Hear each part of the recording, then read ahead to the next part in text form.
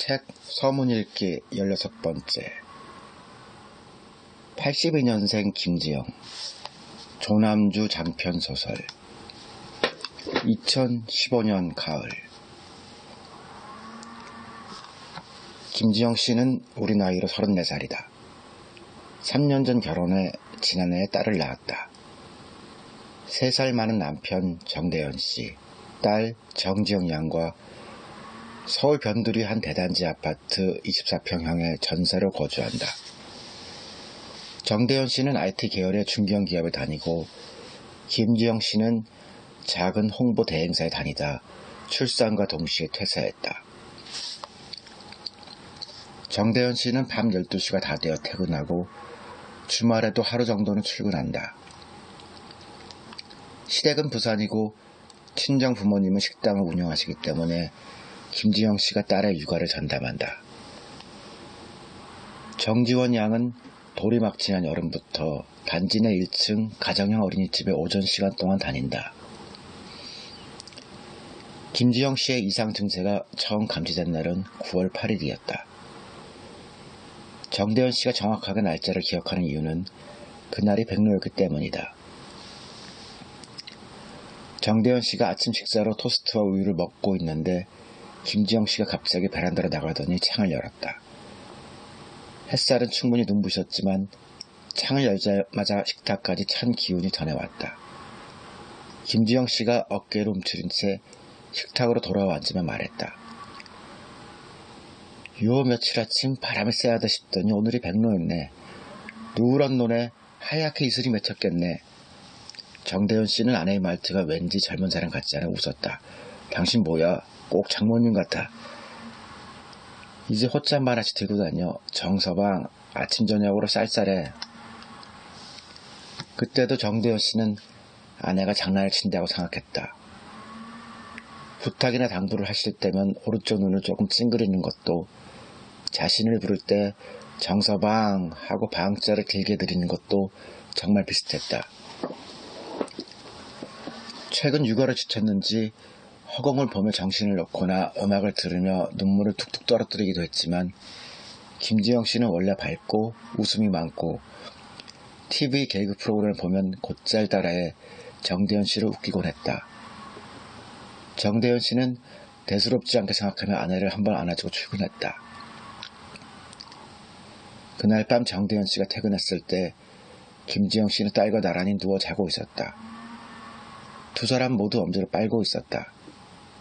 정대현 씨는 그 모습이 귀엽기도 하고 어이없기도 해서 한참을 바라보다 아내의 팔을 당겨 입에서 손가락을 빼냈다. 김지영 씨는 아기처럼 혀를 살짝 내밀고 몇 번 입맛을 쩝쩝 다시다가 잠들었다. 며칠 후 김지영 씨는 자신이 작년에 죽은 동아리 선배 차승현이라고 말했다. 차승현 씨는 정대현 씨의 동기이고 김지영 씨에게는 3년 선배다. 같은 대학 같은 등산 동아리 선후배인 부부는 사실 대학 시절에는 한 번도 얼굴을 본 적이 없다. 학부 이후에도 계속 공부하려 했던 정대현 씨는 집안에 사정이 생겨 계획을 접어야 했다. 3학년을 마친 후 뒤늦게 입대했고 제대한 뒤에는 1년가량 휴학하고 부산지로 내려가 살며 아르바이트를 했다. 그동안 김지영 씨가 입학해 동아리 활동을 한 것이다. 차승현 씨가 원래 여자 후배들을 잘 챙긴 데다 김지영 씨와 차승현 씨 모두 등산을 좋아하지 않는다는 공통점 때문에 친해져 차승현 씨가 졸업한 뒤에도 두 사람은 자주 연락하고 만났다.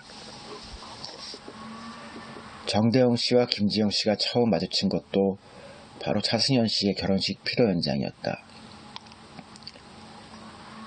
차승현 씨는 둘째 아이를 출산하다 양수색전증으로 사망했는데 안 그래도 당시 산후 우울증을 겪던 김지영 씨는 일상생활이 불가능할 정도로 힘들어했다. 지원이를 재워놓고 오랜만에 부부가 마주 앉아 맥주를 마셨다. 한 캔을 거의 비웠을 즈음 김지영 씨가 갑자기 남편 어깨를 툭툭 치며 말했다. 대현아, 요즘 지영이 많이 힘들 거야.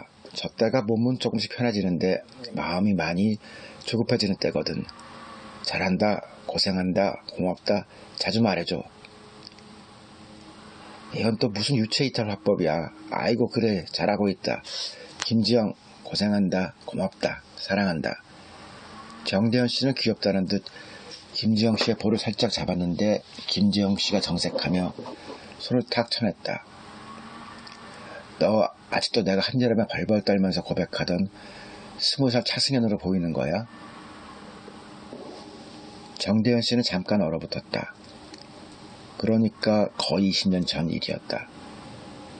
한여름 한낮이었고 햇볕이 무척 뜨거웠고 손바닥만한 그늘도 없는 운동장 한가운데였다.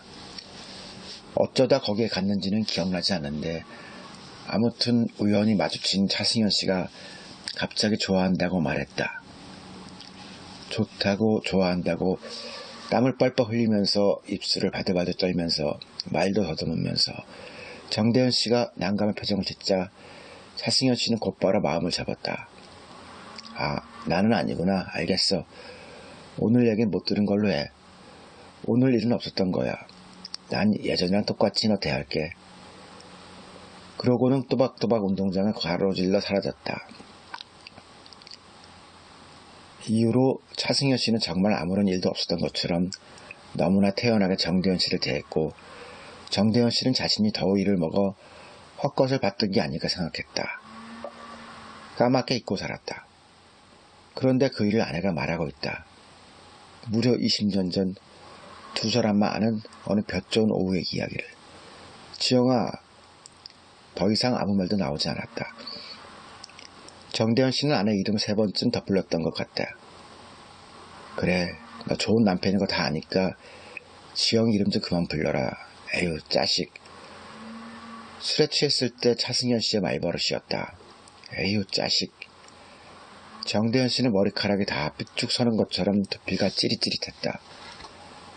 정대현 씨는 애써 태어난 척 장난치지 말란 말만 반복했고 김지영 씨는 다 마신 캔을 그대로 식탁에 두고 양치도 안 한 채 방에 들어가 딸아이 옆에 누웠다. 김지영 씨는 바로 골아떨어졌고 정대현 씨는 냉장고에서 캔맥주를 하나 더 꺼내 단번에 들이켰다.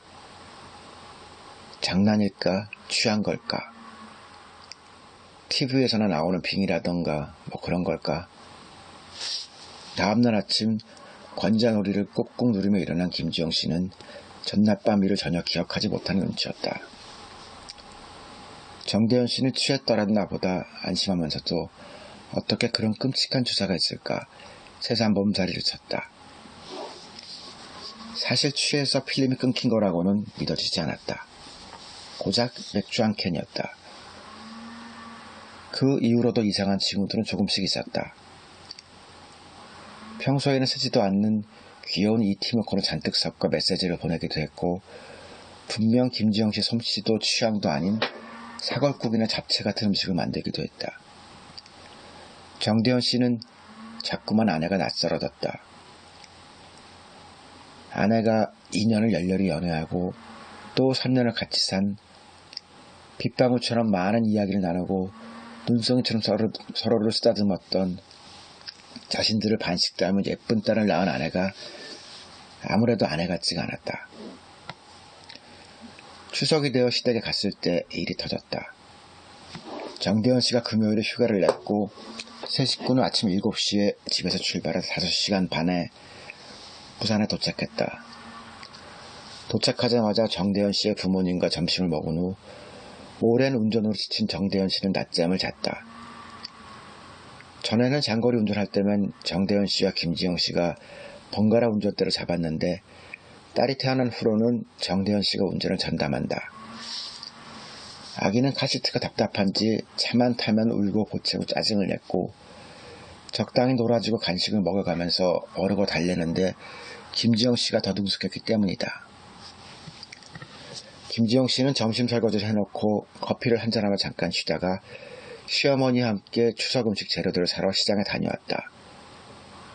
저녁부터는 사과를 우리고 갈비를 재고 나물 재료를 손질해 데쳐 일부는 무치고 일부는 냉동실에 넣어두고 전과 튀김을 만들 채소와 해산물들을 씻어 정리해두고 저녁밥을 차리고 먹고 치웠다. 다음날 김지영 씨와 정대현 씨의 어머니는 아침부터 저녁까지 전을 부치고 튀김을 튀기고 갈비를 찌고 송편을 빚고 중간중간 밥을 차렸다. 가족들은 막 만들어진 명절 음식들을 먹으며 즐거운 시간을 보냈다. 정지원 양도 낯을 가리지 않고 할아버지, 할머니께 넙죽넙죽한 애교를 부려 사랑을 듬뿍 받았다. 그 다음 날이 추석이었다. 서울에 사는 정대현 씨의 사촌형이 차례를 지냈기 때문에 정대현 씨는 명절 당일에도 별로 번잡하지 않다. 온 가족이 늦잠을 잤고 전날 만들어 놓은 음식으로 간단하게 아침을 먹고 설거지를 마치자 정대현 씨의 여동생 정수현 씨의 가족들이 왔다. 정대현 씨보다 2살 어리고 김지영 씨보다 1살 많은 정수현 씨는 남편, 2 아들과 부산에 살고 있고 시댁도 부산이다. 시댁이 큰 집이라 명절마다 차례 음식 준비하고 손님들을 치르느라 스트레스가 많다. 정수현 씨는 친정에 오자마자 뻗어버렸고 김지영 씨와 정대현 씨의 어머니는 푹 고아놓은 사골국물로 토랑국을 끓이고 새밥을 짓고 생선을 굽고 나물을 무쳐 점심상을 차렸다. 점심상을 치우자 정수현 씨는 지원이에게 주려고 샀다며 색색깔의 원피스와 튀튀 머리핀, 레이스 양말들을 잔뜩 꺼냈다. 정수현 씨는 지원이에게 머리핀을 꽂아주고 양말을 신기며 나도 딸이 있으면 좋겠어. 역시 딸이 최고 하면서 조카가 예뻐 어쩔 줄 몰랐다. 그러는 동안 김지영 씨가 사과와 배를 깎았는데 모두들 배부르다며 거의 손대지 않았다. 송편을 내오자 정수현 씨는 하나 입에 물고 오물거렸다. 엄마, 송편 집에서 한 거야? 그럼 했지. 알참 음식하지 말라니까. 아까도 말하더라 말았는데 앞으로는 사골도 끓이지 말고 전도 시장에서 조금만 사고 송편도 그냥 떡집에서 사. 차례도 안 지내는 집에서 뭐하러 음식을 이렇게 많이 해. 엄마도 다 늙어 고생이고 지영이도 고생이고. 순간 어머니 얼굴에 서운한 기색이 스쳤다. 자기 가족 먹이려고 음식하는 게 뭐가 고생이야. 명절이 이렇게 다 같이 모여서 음식 만들고 먹고 그러는 재미지. 그리고 어머니는 갑자기 김지영 씨에게 물었다. 예, 너 힘들었니? 순간 김지영 씨의 2 볼에 사르르 홍조가 돌더니 표정이 부드러워지고 눈빛은 따뜻해졌다. 정대현 씨는 불안했다. 하지만 화제를 돌리거나 아내를 끌어낼 틈도 없이 김지영 씨가 대답했다. 아이고 사부인, 사실 우리 지영이 명절마다 몸살이에요. 잠시 아무도 숨을 쉬지 않았다. 거대한 빙하 위에 온 가족이 앉아있는 것 같았다. 정수현 씨가 길게 한숨을 쉬었는데 찬 입김이 나와 하얗게 흩어졌다. 지원이 기저귀 갈아야 하지 않나? 정대현 씨가 급히 아내의 손을 잡아 끌었지만 김지영 씨는 그 손을 찰싹 쳐 떼냈다. 정서방, 자네도 그래. 매번 명절 연휴 한 내내 부산에만 있다가 처가에는 엉덩이 한번 붙였다 그냥 가고 이번에는 좀 일찍 와. 그러고는 또 오른 눈을 찡긋댔다. 그때 소파에서 동생과 장난치고 있던 정수현 씨의 6살 난 큰아들이 떨어지며 웃음을 터뜨렸는데 아무도 달래지 못했다. 입을 떡 벌리고 정신을 못 차리는 어른들을 한번 둘러보며 아이는 금세 눈치껏 눈물을 멈췄고 정대현 씨 아버지가 호통하셨다. 지원애미, 지금 이게 무슨 짓이냐? 어른들 앞에서 뭐하는 짓이야? 대현이랑 수연이랑 우리 가족 다 같이 얼굴 보는 게 1년에 몇 번이나 된다고. 명절에 가족들하고 시간 보내는 게 그렇게 불만 있냐? 그랬어? 아버지, 그런 건 아니에요.